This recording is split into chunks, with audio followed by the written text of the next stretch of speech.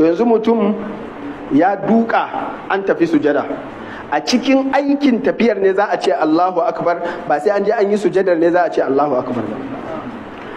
Kar ku manta, kafin ka je sujada, ɗaya daga cikin inda mutane suke kuskure shine idan an tashi sami Allahu liman hamidahu ba a cika wannan umarnin na annabi sallallahu alaihi wasallam cewa hatta ta'tadila qa'iman, har sai ka ji ka nutsu ka daidaita a tsaye.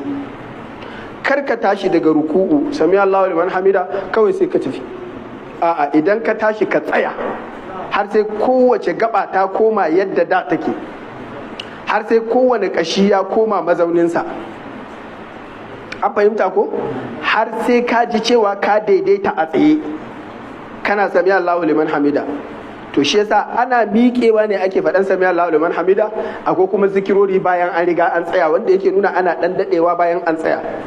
A ce rabbana lakal hamd ko rabbana wa lakal hamd ko Allahumma rabbana lakal hamd ko Allahumma rabbana wa lakal hamd hamdan kathiran tayyiban mubarakan fi mubarakan alai kama yuhibbu rabbuna wa yarda.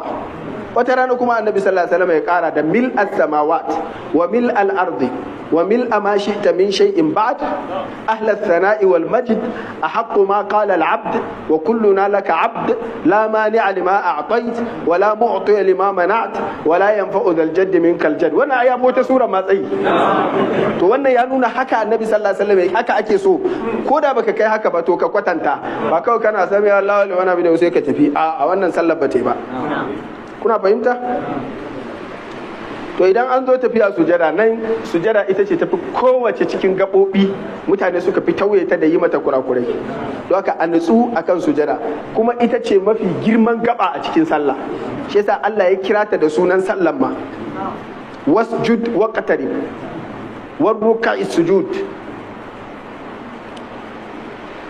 Allah maɗaukakin sarki ya umarce mu da mu yi sujada. Annabi sallallahu alaihi wasallam ya koya mana yadda ake sujada. Idan ka zo sujada, sawa'un da hannu ka je ko da gwiwa, sai mutum ya sa goshinsa a ƙasa, hannayensa ya raba su kar su zo daidai inda fuskarsa take. Waɗannan gwiwoyin hannayen ya ɗaga su sama, sannan kuma wannan fuffukensa ya raba shi kar ya matse shi a jikinsa, sannan kuma ya ɗora goshi da hanci a ƙasa, sannan ya sa gwiwoyinsa a ƙasa, sannan ya sa ƙafafunsa ya kafa su ta yadda yatsunsa za su rinka kallon alƙibla. Wannan ita ce sujada.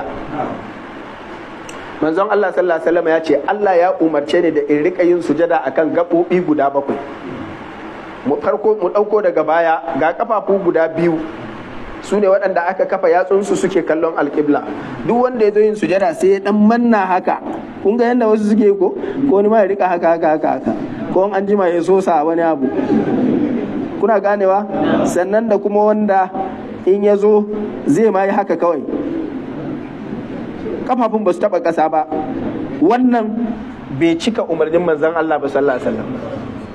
Sai gwiwoyi an samu 4 ko? Sai kuma waɗannan hannayen kaga an samu 6.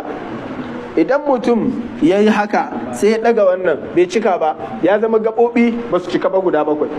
Sannan sai kuma gaɓar goshi ita ce a can gaba tare da hanci a matsayin abu guda. Ana fahimta? Haka duk wanda zai yi sujada ya kula, na farko ya tabbatar waɗannan gaɓoɓi 7 ɗin ya kirga su kowanne yana ƙasa. Kar ko ɗaya a ɗaga shi har a gama sujada. Ba a ɗaga ƙafa ɗaya, ballantana ɗaga hannu ɗaya, ballantana ɗaga goshi sai an gama sujada. An ja guda. Abu na biyu shine a lokacin da ake cikin sujada, a mai da hankali a ɗauko daga gaba. Na farko don Allah, kar ka ɗora goshinka baka ɗora hancinka ba. In kai haka baka yi sujada ba.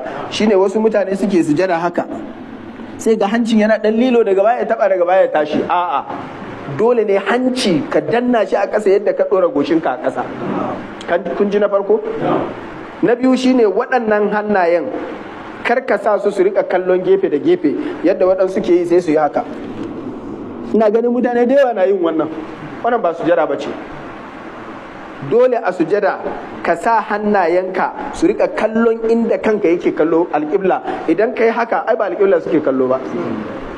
Kuna fahimta? Ka ajiye su suna kallon alƙibla.